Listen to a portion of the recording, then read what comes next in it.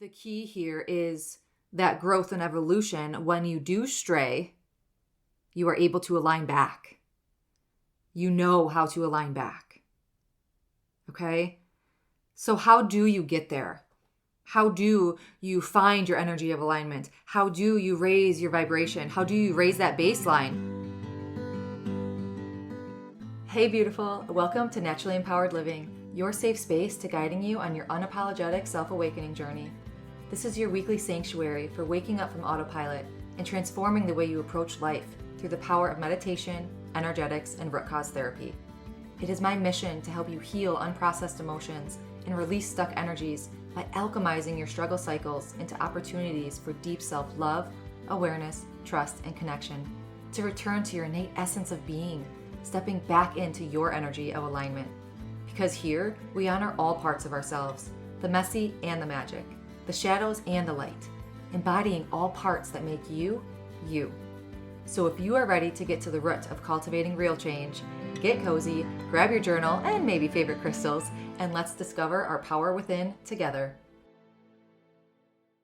Hello, beautiful souls. Welcome back to another episode of the Naturally Empowered Living podcast. This is your host, Jenna Smith, and I am so excited to be here. So thankful that you are here, and I hope that you are excited too. Woohoo! All right, let's give it a little shake out and just wherever you are right now, I want you to just shake it out a little bit. If you're standing, maybe doing the dishes, shake it out, do a little dance. If you're driving, just give it a little wiggle. Let's move our energy a little bit. Oh, just ground ourselves in this moment. Thank you for being here. Thank you for giving yourself space to be here. I hope this episode resonates with you in whatever way that you need, and take whatever you need from it.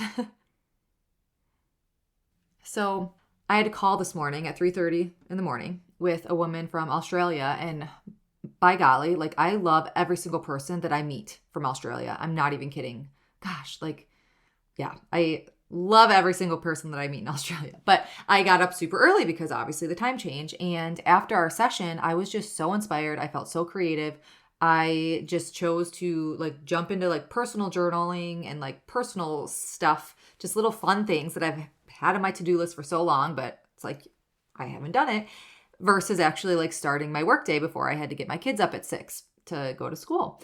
And that just led to such a very creative container, and it opened my mind to receiving and channeling. And it was just I was in such a good flow. And it got me thinking, have I ever really talked about this on the show? What does energy alignment really feel like? And how to get there?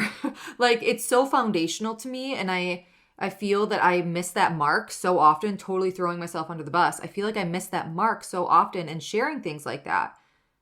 And I've been terming these phrases learning your energy of alignment and finding your energy of alignment and living in your energy of alignment. But do I have a sole episode devoted to explaining it? I might. I don't know. I didn't look back. I didn't look back at all the episodes. So maybe we do. I'm not sure. But here we are, here and now, and we're going with it because I just felt so called to, let's call it a recap, and let's jump in. Because being in your energy of alignment, what I mean when I say being in your energy of alignment is when you are living in a state of peace and presence and confidence and clarity and belief, joy, love, balance. It's almost palpable. You might feel that fullness, that embodiment of presence, of being here, connected to the moment now. You might feel a sense of just knowing that you're on the right path, you're on your destined path, or, that this is the right decision here and now. You are being, you are living, you feel good. Even if shit is hitting the fan around you, what did we just talk about last week or maybe the episode before of our life's work is to be calm and have a regulated nervous system through these shit storms of life and through, the butterflies and unicorns of life too. But that's the thing. I envision, standing in the middle of this cyclone tornado. We have been watching Spellbound, I feel on repeat and Netflix. So if you've seen that movie on Netflix, Spellbound, imagine that black tornado and you being in the middle, but you are at peace and calm. You might even feel like you're on a high, but you're completely sober. And a little side tangent here, like the drugs, the alcohol, they, for that short window, they bring you up, they make you feel whatever it is you're after, right? People obviously they have addiction because of a reason. Like they are seeking this feeling, even though they know, or when you're like deep in that addiction, obviously there's so many different levels and layers to addiction. But drugs and alcohol, they bring you down. It's like an acute feeling. It's an acute feeling of you're chasing that peace, you're chasing that love, you're chasing that joy, and you get it for that little bit, but then, gosh, I need another hit. Gosh, I need another drink. I need to stay here. And then too far gone, now you're blacked out, or now you're, what have you. Being in your energy of alignment is you don't need those substances. You don't need those vices. You are completely sober. You don't need to numb out because you're feeling. You are being, you are embodying.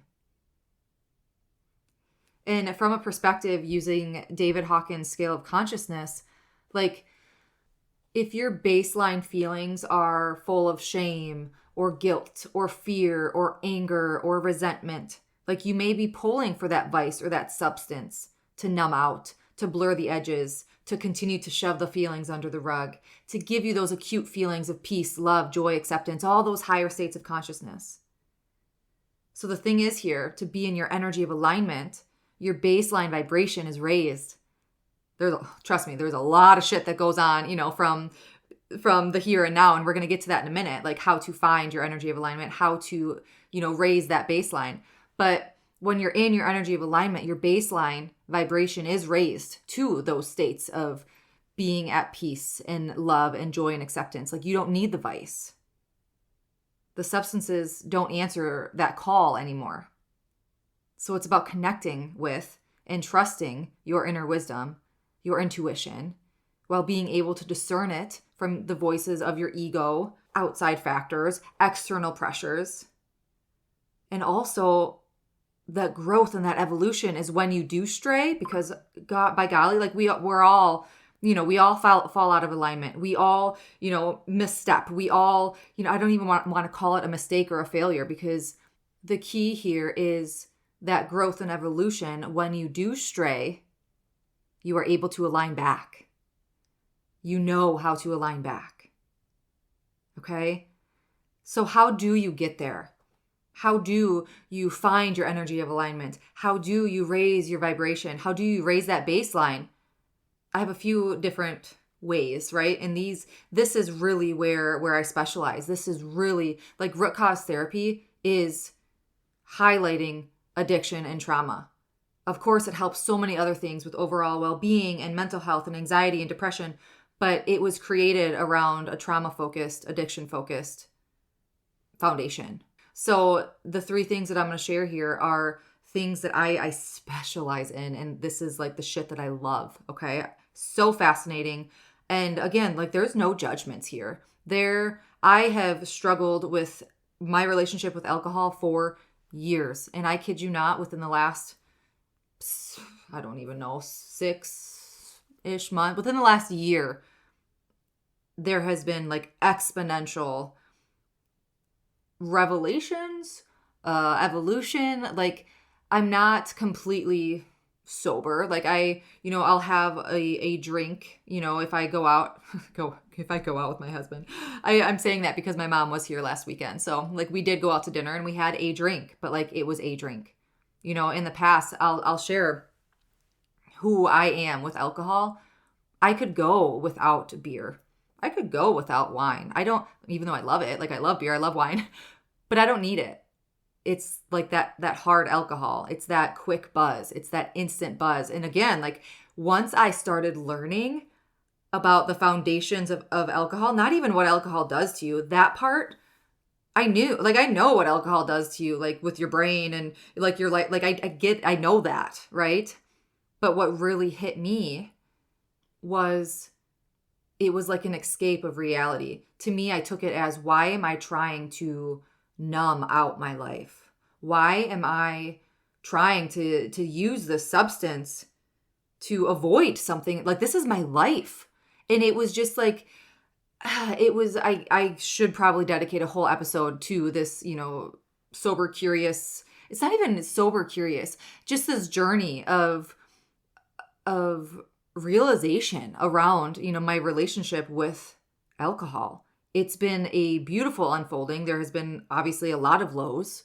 I mean, that it started a couple years before college, right? Just like that binge drinking, but then that relationship stuck. And of course, you have your genetic, the cycles, whatever. Like, there's so many things spider webbed into what make us who we are. And the awareness around it has just been this beautiful unfolding. And the amount of aha moments and revelations that I've had have just been obviously life-changing. And I know, like, I don't have that. Alcohol doesn't have a grip over me anymore. And I could honestly say that.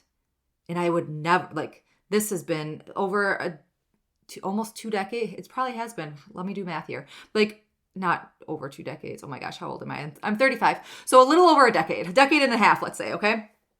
By golly. Like, how long is it? Like, that's crazy. And I know that so many people struggle in silence. Alcohol might not be your thing. It might be drugs. It might be weed. It might be, shopping. It might be eating, right? And that's what I'm saying. Like, there's no judgment here. It's that awareness piece. And when we're holding the shame and when we're holding the guilt, it's harder to be aware because we're continuing to shove it under the rug. We don't want to face it yet. And that's a freaking hard space to be in. I know. By golly, I know. So once we give ourselves the grace to release that judgment, like, that's just another step closer to that awareness. So how do we get there? How do we find our energy of alignment? One way is releasing unprocessed emotions. It helps clear your energetic pathways, allowing you to live fully in the present, to not be binded by limiting beliefs, to not be binded by past experiences. Our emotions and energy, they get stuck and compounded in our bodies. That can turn to physical ailments. It could turn to, things that literally are showing on the outside in physical form, how we respond, how we think. So when we start releasing these unprocessed emotions and stuck emotions and energy, now they can move freely rather than being stuck and compounded.